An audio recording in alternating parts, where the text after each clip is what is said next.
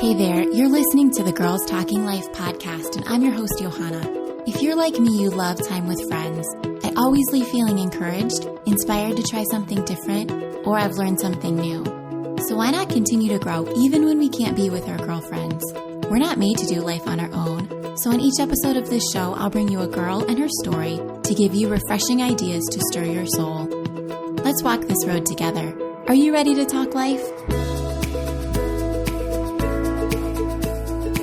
Hello. You are listening to the Summer of Friendship series, week 2. Last week we talked about God's design for community. If you missed that mini episode, go back and give it a listen.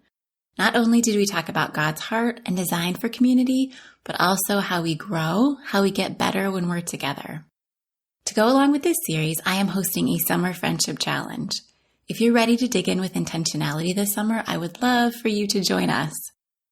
Each week, you'll get an email with a practical action step to help you cultivate community, create meaningful connections, and build lasting friendships. If you're not part of the challenge yet, find the link to sign up in the show notes. It is not too late. Today, we are talking about why friendship and connection is so good for you. At the beginning of every episode of the show, I say that I love time with friends because I always leave feeling encouraged. I'm inspired to try something different, or I've learned something new. Being with your friends allows for the building up of one another and for the exchange of ideas, but it also happens to be very good for our physical and emotional health. And knowing how God intricately designed every part of us, I don't think this is accidental at all. Positive social interaction, or spending meaningful time with friends, boosts your mood, reduces stress and anxiety, improves cognitive functioning. Have you ever felt like your brain just isn't working for you? And it satisfies our need to belong. That is so many benefits. I'm going to go a little researchy on you today. I find it really fascinating, and hopefully you will too. Okay, first up, friendships boost your mood. You may have heard of the Harvard Happiness Study. Researchers set out to find what makes for healthy, happy lives, and they started studying people in the 30s. And they followed them and they collected data for 80 years. And what they found was that good relationships have an impact on our health. They lead to longer, happier lives. The director of the study, Dr. Waldinger, said, "Loneliness kills. It is as powerful as smoking or alcoholism." He also said, "Personal connection creates mental and emotional stimulation, which are automatic mood boosters, while isolation is a mood buster." Number 2, meaningful connection reduces stress and anxiety. Marta Zaraski, in her book Growing Young, How Friendship, Optimism, and Kindness Can Help You Live to 100, says that over and over again, research points to our relationships as a central factor in our health. She talks about stress and how one of the main stressors modern humans face is loneliness. Loneliness increases the hormone cortisol and inflammation in our bodies, which can both hurt our long-term health. On the flip side, positive connection can increase the hormone oxytocin, which has the opposite effect. It lowers that stress hormone cortisol, and it helps with cognitive functioning and even reduces pain. The release of oxytocin in our bodies can be triggered by physical touch. So a pat on the back, a caress of the arm, or a hug can make you actually feel better. Zaraska also suggests that even eye contact can increase this feel-good hormone. Susan Pinker, in an article for Medical News Today, said face-to-face contact releases a whole cascade of neurotransmitters. And like a vaccine, they protect you now in the present and well into the future. So simply shaking hands, giving somebody a high five is enough to release oxytocin, which increases your level of trust, and it lowers your cortisol levels, so it lowers your stress. That is amazing. Did you notice that she said face-to-face? We can't hug or high-five through a screen. It is just not the same, and it doesn't have the same health benefits. I'm not bashing technology or social media.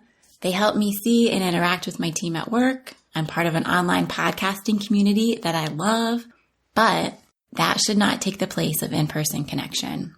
In an article from The New Yorker, Maria Konnikova explains that without investing the face-to-face time, we lack deeper connections to them. We might widen our network to 2 or 3 or 400 people, that we see as friends, not just acquaintances, but keeping up with actual friendships requires resources. So if we're spending our time and our effort to like and comment online, we'll have less capacity left for the in-person relationships that we crave and the health benefits that go along with them. We'll talk more about our capacity for friendships in a few weeks. Positive relationships protect your cognitive health. A study published in 2021 in JAMA Network Open found that having someone to have good conversations with may be part of what's protecting your brain health. The data showed that this group of adults who had participated in the Framingham Heart Study reported having someone in their lives that they could count on as a good listener. These people were more likely to have higher levels of cognitive resilience, and that is a measure of brain health known to be protective against brain aging and disease like dementia. We'll take a closer look at conversations and listening well in the weeks ahead. Number 4, friendship promotes a sense of belonging. We crave connection and we have a need to belong. Do you remember Maslow and his hierarchy of needs from your high school psychology class?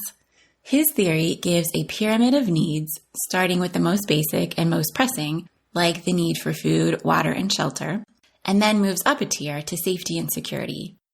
His theory suggests that you have to meet the needs in tier 1 before moving on to tier 2, and so on. Guess what tier 3 is? After you've eaten and you feel safe, you have a need to be loved and to belong. Research shows that meaningful conversation and affectionate communication satisfies this need within us. A sense of belonging fulfills an important emotional health need and helps decrease feelings of depression and hopelessness. A 2020 study in college students found a positive link between a sense of belonging and greater happiness and overall well-being, as well as an overall reduction in mental health outcomes like anxiety, depression, hopelessness, loneliness, social anxiety, and suicidal thoughts. I find this research fascinating. I hope I didn't overwhelm you. But more importantly, the scientific research points back to what the Word of God is telling us. We are created for connection. Today we took a look at why friendship is so good for you. Next week we will chat about why you are needed in community. Until then, remember, we are made to be in relationship. Positive social interaction boosts your mood, reduces stress and anxiety, improves cognitive functioning, and satisfies our need to belong. So, along with eating good food and moving your body, make sure you are including connecting with friends for your health. I will see you back here next week.